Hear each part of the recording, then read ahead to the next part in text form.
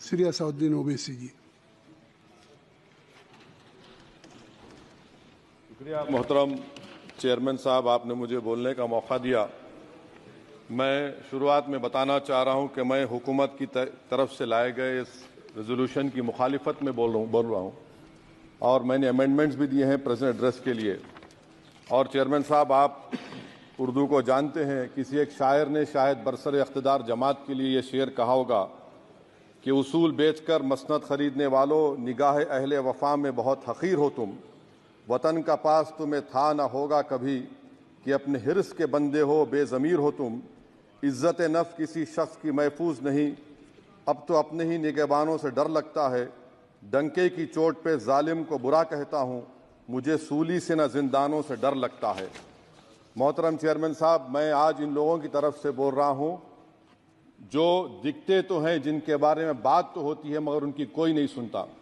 मैं उनके बारे में बोल रहा हूँ जिनके बारे में वज़ीर आज़म मोदी ने कहा था कि घुसपैठी हैं। मैं उन बेटियों और माओं के बारे में कह रहा हूँ जिनके बारे में मोदी ने कहा कि ज़्यादा बच्चे पैदा करते। मैं उन मासूम नौजवानों के बारे में कह रहा हूँ जिनको मॉब लिंचिंग के ज़रिए मारा जा रहा है। मैं उन बेज़ुबान माँ और बाप के बारे में बोल रहा हूँ जिनकी औलाद आज इस हुकूमत के गलत कानून के चक्कर में जेलों में सड़ रहे हैं।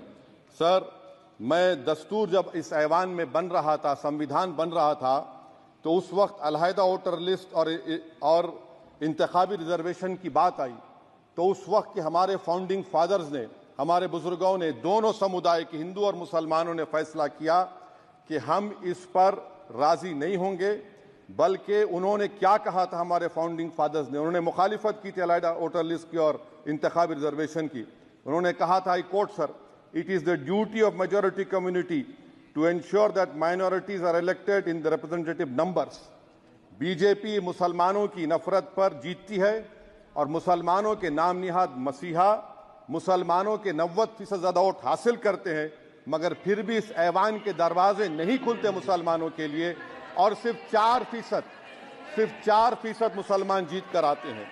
सर, संविधान सिर्फ एक किताब नहीं है जिसे चूमा जाए, संविधान एक किताब नहीं है जिसे दिखाया जाए, संविधान एक सिंबल भी है, मगर संविधान एक हमारे बुजुर्गों के ख्वाबों की किताब है। हमारे जमहूरियत को हमारे बुजुर्गों ने इस तरह समझा, हमारे फाउंडिंग फादर्स ने इस तरह जमहूरियत को समझा कि इसमें हर समुदाय और मजहब और समाज के मानने वाले लोगों की राय को शामिल किया जाएगा इस मुल्क को चलाने के लिए। मगर इस ऐवान में सिर्फ 4% मुसलमान जीत कर आते हैं। मैं संविधान से जो मोहब्बत के दावे करते हैं उनसे कहूंगा कि कभी उठाकर पढ़ो कॉन्स्टिट्यूएंट असेंबली डिबेट्स में कि नेहरू ने, एच.सी. मुखर्जी ने, सरदार हुकुम सिंह ने माइनॉरिटीज के बारे में क्या कहा था। सर, वतन अजीज का मुस्तकबिल कैसा होगा जब बीजेपी मुझे गायब करना चाहती है और दीगर हिज़्ब इख्तिलाफ की पार्टियां के लिए मेरा वजूद सिर्फ वोट डालना और अपनी खबर में जाकर खो जाना है। इसीलिए आप देखते हैं कि ये समाजी इंसाफ है सर कि 4% मुसलमान जीत कर आते हैं। सर, इस ऐवान में ओबीसी समाज के एमपी अब अपर कास्ट के एमपी के बराबर हो चुके हैं। ओबीसी समाज के एमपी अब अपर कास्ट एमपी के बराबर हो चुके हैं और 14% मुसलमान सिर्फ 4% जीत कर आते हैं। CSDS का डेटा ये बताता है कि इस मुल्क में जो वोट बैंक है, जो एक मुश्त वोट डालता है, वो अपर कास्ट का है। मुसलमान का कभी ना वोट बैंक था ना कभी रहेगा। सर, 4 जून के बाद 6 मुसलमानों की मॉब लिंचिंग हुई, 11 घरों को मध्य प्रदेश में मोदी के बुलडोजर ने निस्तो नाबूद कर दिया। हिमाचल प्रदेश में एक मुसलमान की एक दुकान को लूट लिया गया और हिज़्ब इख्तिलाफ की पार्टियों की तरफ से सन्नाटा है। शायद अब वक्त आ चुका है कि लफ्ज मुसलमान का नाम लेना भी अब उस पर पाबंदी आयद कर दी जाएगी। सर, मैं ये बात बताना चाह रहा हूँ कि नरेंद्र मोदी को जो मैंडेट मिला है। एक मिनट, आप लोग बैठ जाएं, कृपया आप लोग बैठ जाएं। श्री मनसुख मांडविया जी, आप लोग बैठ जाएं, कृपया माननीय सदस्य बैठ जाएं। श्री मनसुख मांडविया जी, कृपया आप लोग बैठ जाएं। अपने प्रारंभिक आप लोग बैठ जाएं। आप लोग बैठ जाएं। माननीय सदस्य ने अपने प्रारंभिक भाषण में जो शब्द प्रयोग करा है उसको ऑथेंटिकेट करा जाए। और अभी उन्होंने उल्लेख करा कि मोदी के बुलडोजर ने वहां मॉब लिंचिंग करा है उसको भी ऑथेंटिकेट करा जाए। निश्चित तौर से इसको ठीक है। उवैसी साहब जब भी कोई बात नहीं सर, आप चेयर पर बैठे हैं जी, इसलिए आप मंत्री जी को पेट में दर्द हुआ, माशाल्लाह, शुक्रिया उनका। नहीं, तो सर मैं मंत्री की जवाबदेही है अरे ये नहीं, मंत्री इससे बुरी बात क्या है? पेट में दर्द हो सकता है, वो दर्द ये सब ठीक अच्छा दर्द हुआ, चलिए दर्द हुआ, दिल का दर्द हुआ। तो सर जो नरेंद्र मोदी को मैंडेट मिला है वो सिर्फ और सिर्फ मुसलमानों की नफरत पर हिंदुत्व की वजह से मिला है।